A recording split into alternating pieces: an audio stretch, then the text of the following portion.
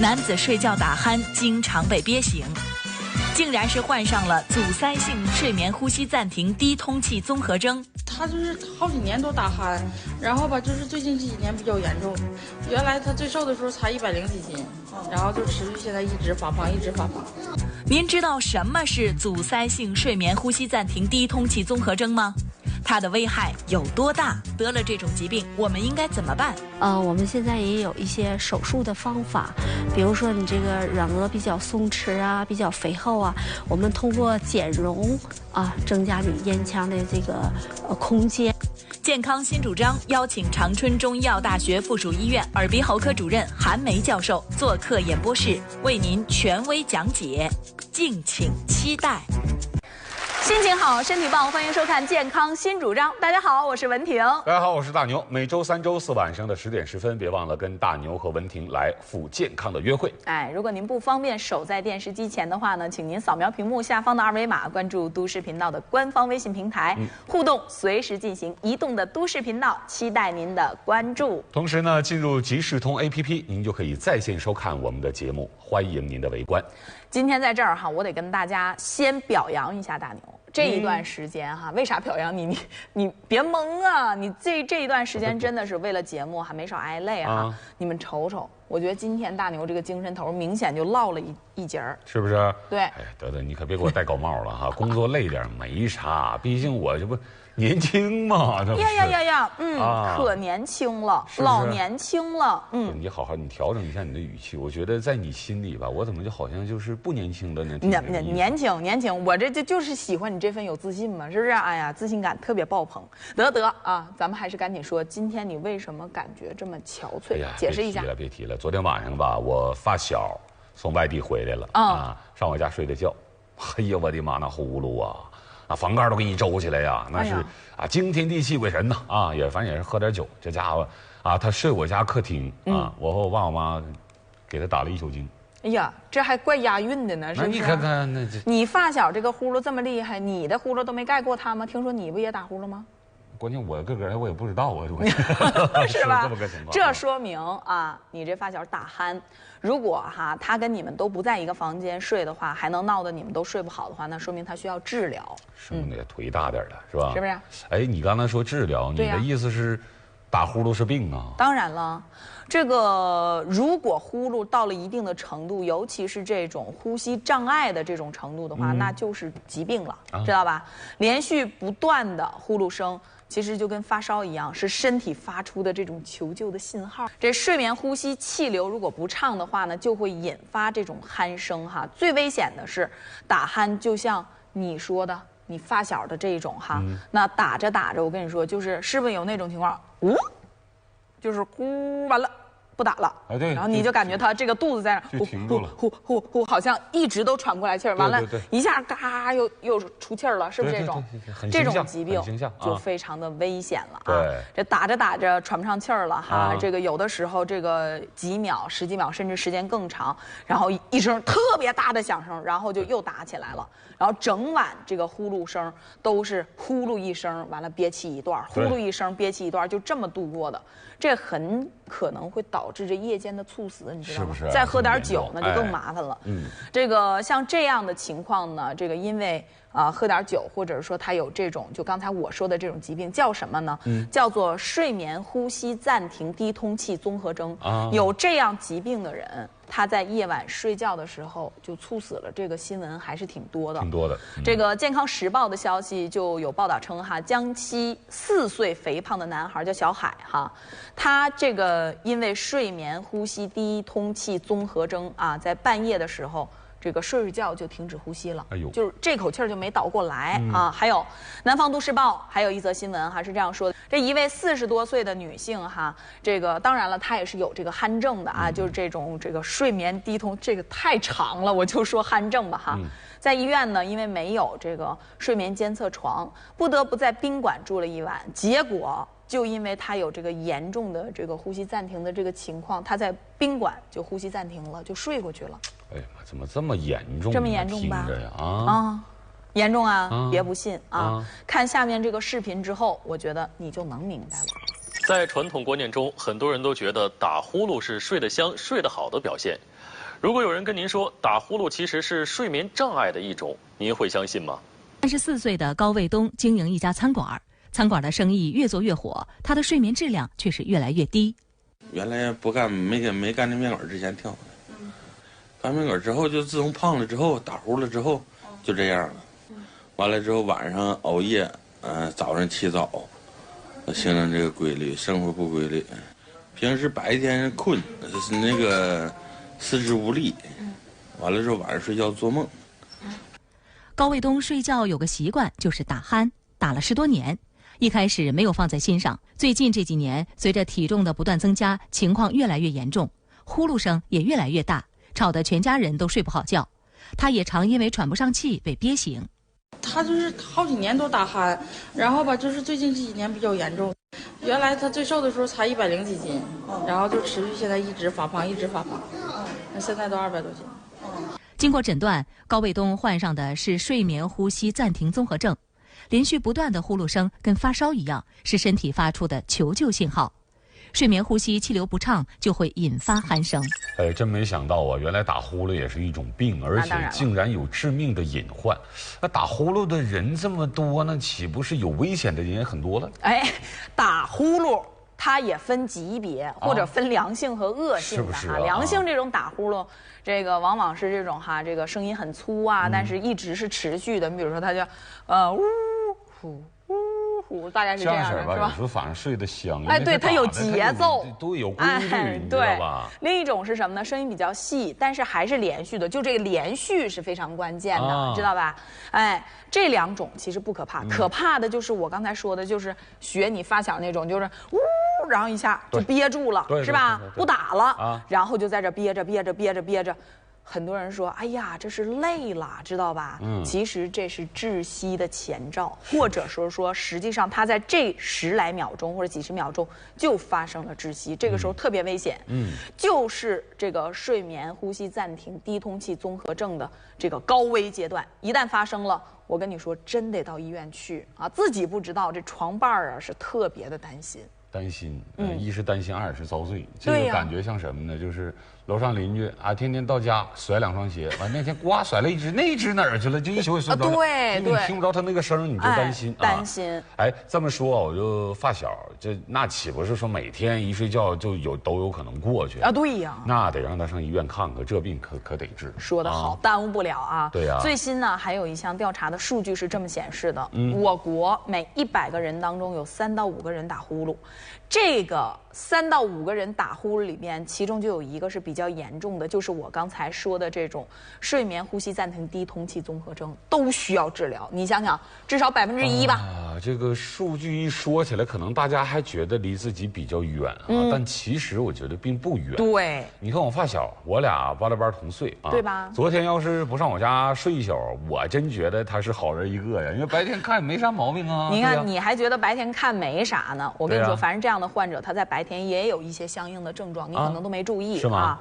因为呢，这个在睡觉的时候，他身体属于这种长期缺氧的这个状态，是吧？他血氧浓度会非常的低，导致什么呢？全身多个系统时间长了之后，全身多个系统就会有损害了，高血压呀、冠心病啊、心力衰竭、呼吸衰竭等等等等，这些疾病听起来这么严重，都是这个呼噜引起的。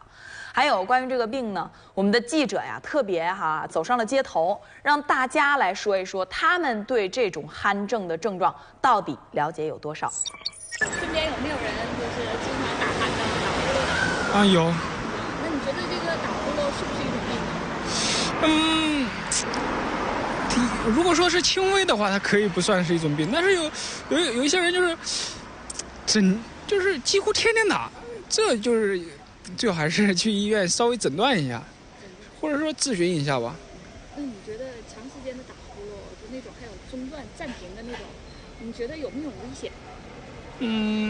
危险都是没有，但是家人可能就是吵着配偶什么之类的，睡觉实在是太不方便了。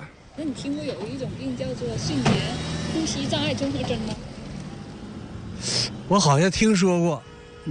对，这个睡眠，这个打呼噜时候经常也是有，但是没听说这个打呼噜能危及到生命。你觉得就是打呼噜是不是病呢？这个我不太清楚，因为我如果太累了，我睡觉也会打呼噜，但平时不会。从大家的回答中，我们可以看出来啊，知道的人还真是不多啊。大家都认为打呼噜是累的表现，还真没把它当成一个病来看。哎，很多人还觉得这是睡得香呢啊，所以我们就更有必要哈，把这个病的常识给大家来普及一下，让更多的观众看了我们的节目，就对这种睡眠呼吸暂停低通气综合症有一个了解，能及时的到医院去就医，并且对症的进行治疗。哎，你这说了半天得治疗，应该及早治疗。那到底这个病能不能治好啊？你看，别着急呀，咋给你急这样呢？不是，毕竟我跟发小感情深，一起长大的。虽然他现在在外地工作生活，但是我俩我跟你说，真就跟亲哥俩一样。再说了，电视机前要是有观众有这种情况，或者家人是这种情况，他能不着急吗？是吧？这种严重的打呼噜相当于慢性自杀呀，我听说。对呀，对呀。啊，主要是吧，这个我不是不解释，我不是这方面的专家啊。你这么着急问我，我又不太懂啊，懂个一知半解的没什么用啊，你说。你不懂你说呀，你一天整的跟老专家似的，搁那你说都以为你啥都懂呢，装的可像了啊！赶紧把时间留给咱们的专家，是不是？对，赶紧请出我们今天的专家哈，长春中医药大学附属医院耳鼻喉科的主任韩梅教授。韩梅，长春中医药大学附属医院耳鼻喉科主任、主任医师，长春市名中医博士生导师，吉林省中西医结合学会耳鼻咽喉科专业委员会主任委员，吉林省中西医结合学会耳鼻咽喉科专业委员会主任委员，从事临床、教学、科研工作33年，主张将现代医学的手术与中医中药治疗进行有机的结合，擅长治疗变应性鼻炎、慢性鼻炎、鼻窦炎、鼻息肉、咽喉炎、声带小结、声带息肉、扁桃体、腺样体肥大。现已出版专著4部，参编著作4部，参编全国统编教材4部，发表论文20余篇。那今天做客我们健康新主张演播室的呢，是来自长春中医药大学附属医院我们的耳鼻喉科的亲爱的韩梅主任。韩教授跟大家打一个招呼。电视机前的朋友们，大家好。韩教授哈，今天把您请来呢，我要问的这个第一个问题，其实我刚才这个一直在脑海里面转这个名字哈，这个名字特别长，叫做睡眠呼吸暂停低通气综合征。是的啊，是的，是的，我没说错啊，说的还挺好，是吧？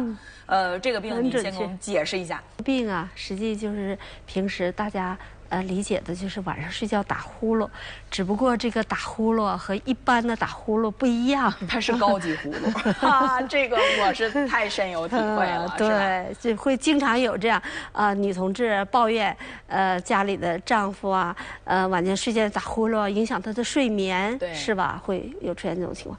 但是这个睡眠呼吸暂停低通气综合症是这样，就是说他晚间除了打呼噜以外呢，他晚上主要是有什么呢？有憋气。那么如果有家属在旁边的话，会感到这个家属会向你叙述，他感到非常害怕，对，他总觉得说好像这一口气要倒不上来了。就是说这口气如果憋不上来，我这个感觉呀，他就马上要憋过去了，要急得够呛，是吧？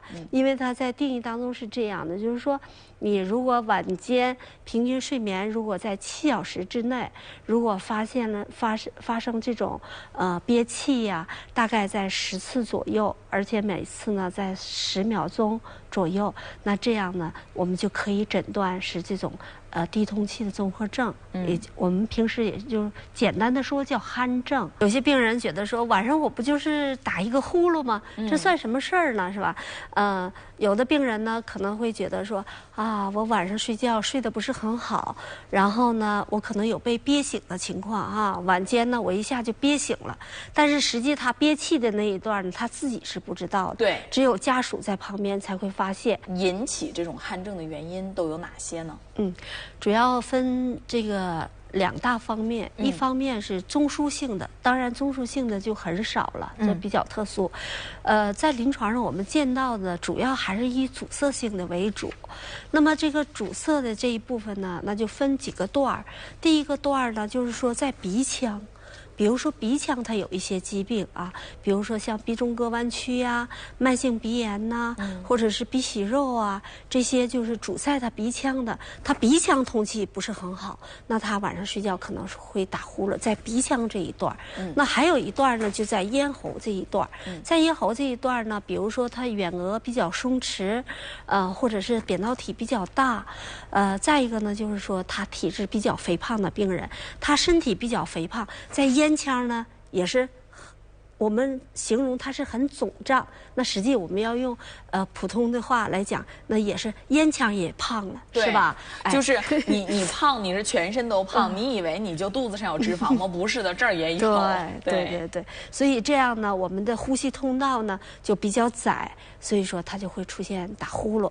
那这个呢，就是我们要根据他的情况，比如说他。很胖的人，那我们也讲，现在都主张这个健康生活，是吧？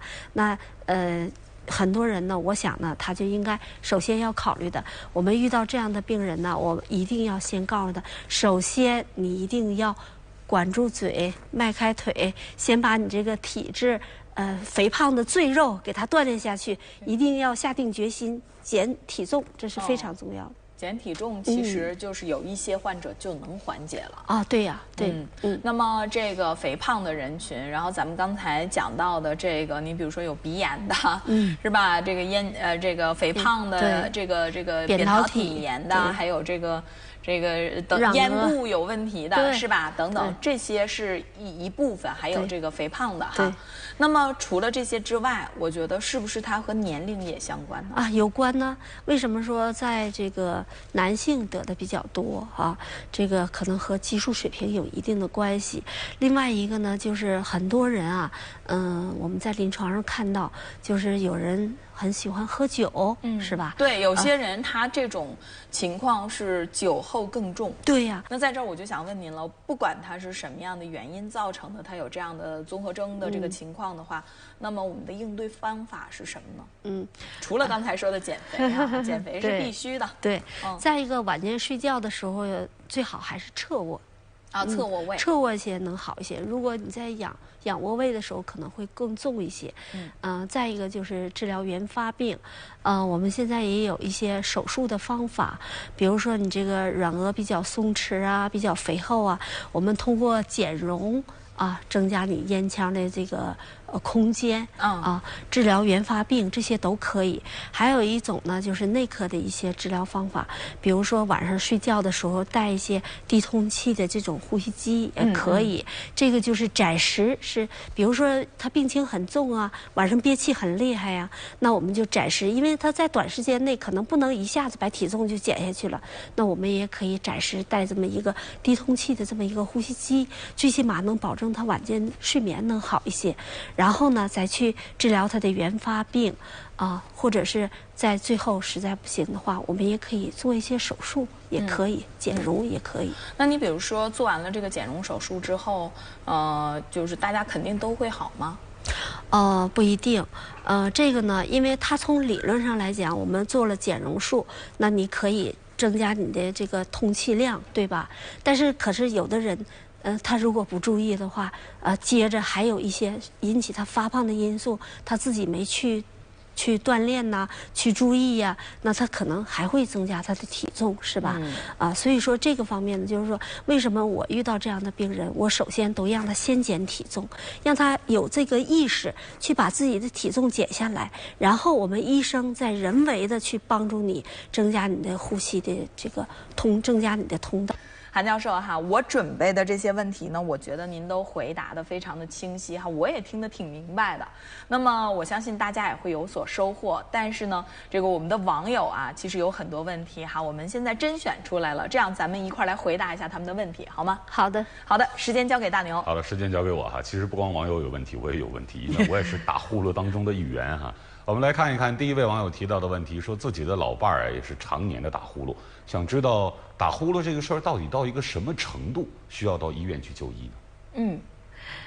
一般的小的呼噜声啊，或者是我们疲乏了偶尔出现的鼾声，那这个呢倒不至于说一定要到医院。那我们想啊，就是说什么样的情况会到医院去呢？就是我们讲这个睡眠呼吸暂停低通气综合征啊，它有一个诊断的标准，就是说它在晚间的时候，如果在睡眠7个小时左右的时候呢，它这个大概有10次出现这个呼吸暂停，而且每一次呢大概在10秒左右，这种情况呢，我们就给他诊断是低通气综合症了。对于老百姓来讲呢，就是说，作为一个家属，如果你睡在他的旁边，你发现这个病人呢，他出现憋气啊，这个我们经常遇到。这个家属反映啊，说这个憋气啊，憋得很厉害，然后我听到啊，他好像马上气就要喘不过来了，啊，吓得我赶紧去那个去推他一下啊，碰他一下，赶紧让他醒过来，是吧？就是病人这个家属就，哎呀，我非常非常担心，万一他这个气憋过去了，上不来了怎么办呢？所以我必须要给他推醒，这样提醒他一下。那像这种情况呢，就一定要到医院去诊治。所以就是主要的关键点就在于他有没有呼吸的暂停。对吧？他要是一直均匀的小呼噜，那么打着其实也没什么太大的问题哈。好了，大牛，下一个问题。我们接着来看哈，接下来这位想问一问，说治疗打呼噜，中医和西医比较起来，哪一个效果会更好一点？这个是这样，就是说对于这个睡眠呼吸暂停这个低通气综合症的这样的病人呢，我们一定对个体现在很讲这个精准治疗，是吧？每个人的条件可能不一样，每个人的病情可能也是不一样的。那么我们在前面已经提到过，这个病人呢，他这个打鼾呢有几种情况，有一种情况呢，也就是我们平时大家经常会看到的这样的病人呢，大多数呢都是形体比较肥胖的这样的病人，体重呢就是相对来讲，我们现在讲这个体重指数比较大的这样的病人。那么对于这样的病人呢，我想呢，实际你通过自己呢，比如说把体重减一减啊，然后锻炼一下身体啊，有些就是蛮可以解决这个问题的。那有些呢，可能在短时期内呢，他体重可能减不下来，那这个时候呢，我们可能就要干预治疗了。就得医生呢针对他的个体情况，然后有一个判断，给他提出一个完整的治疗方案。那不管是中医也好，西医也好，我觉得应该是合理，对这个病人呢就是个体化很重要。比如说我们现在用的这个低通气的这种，比如说像这个正压呼吸机。也可以解决这个问题，或者他有原发病，有鼻腔的疾病啊、咽喉的疾病啊，我们积极去解决。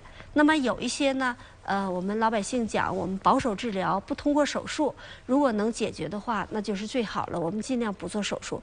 但是有一些呢，可能就需要人为的手术去干预一下，比如说把这个咽部啊给它进行一下减容，这也是可以的。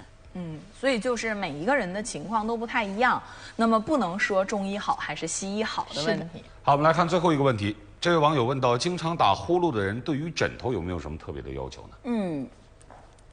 我想是这样，因为他本身打鼾呢，就是因为他呼吸是不畅通的，是吧？那么在睡觉用的枕头上呢，我建议就不要枕的过高的枕头，这样过高的枕头呢，使我们这整个的鼻咽这一部分呢不能充分的通畅，这样有一个弯曲，对它有一个折，这样呢可能对它的呼吸呢这个通道还是有一定的影响的。所以说这个枕头呢，我觉得在睡觉在选用上呢也应该认真的挑选一下。好的，那么我相信哈，每一个朋友您自己的问题呢都是个性化的问题哈，现在也在强调这种个性化的诊断和治疗。那如果您有什么问题的话呢，也欢迎大家到长春中医药大学附属医院的耳鼻喉科去麻烦韩医生哈，麻烦韩教授。那么在此呢，特别替都市频道还有我们健康新主张所有的观众，感谢您，韩教授，谢谢。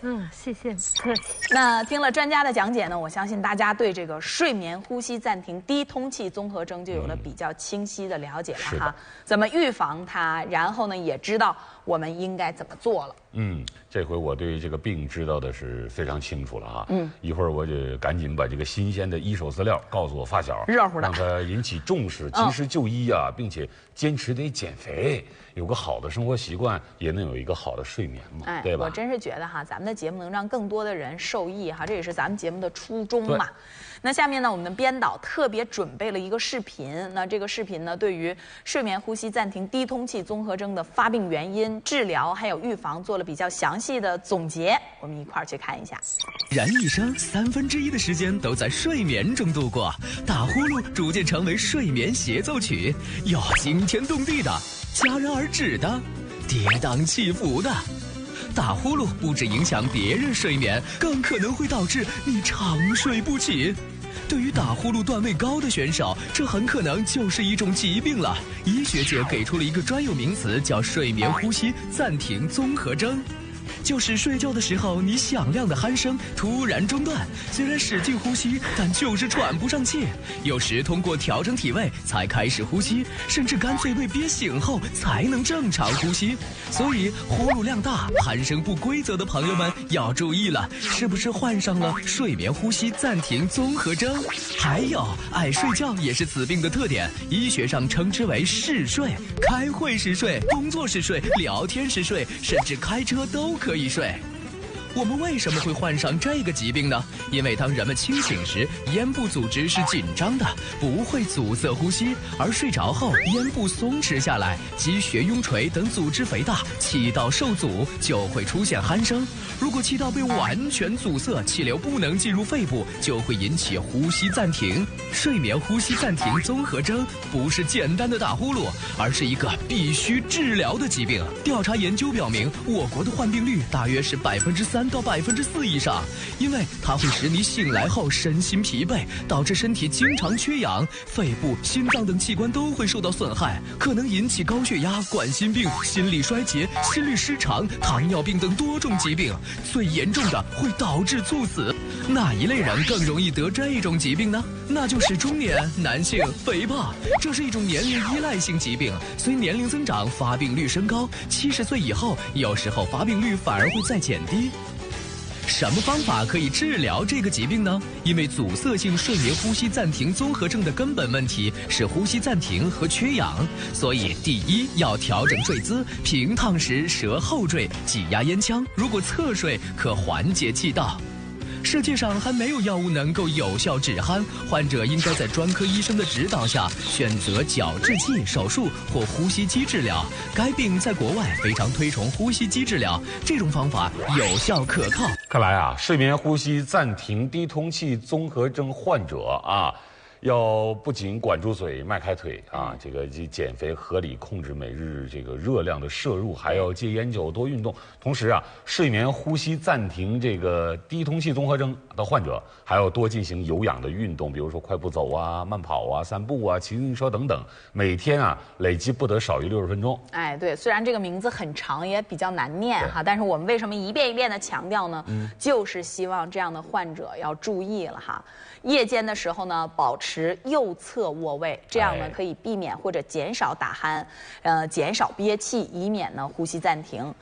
为了避免这个仰卧哈，可以采用什么呢？睡眠球技术啊，就是在这个患者的这个睡衣的背部上哈，放上乒乓球啊，或者让人不太舒服的这样的东西，强迫你，哎，你一转过来，这不膈应吗？然后你就只能这样侧卧位。睡眠时应该穿这个硬领的衣服睡觉啊，避免这个枕高枕，还有卧室这个温度不要太高，被褥不要太厚太沉，保持呢这个鼻腔的畅通啊。好了，说了这么多，咱们今天的节目呢也要到时间了，别忘了每周3、周4晚上的10点10分，健康新主张首播。那健康新主张，我们共健康，下期节目不见不散，再见。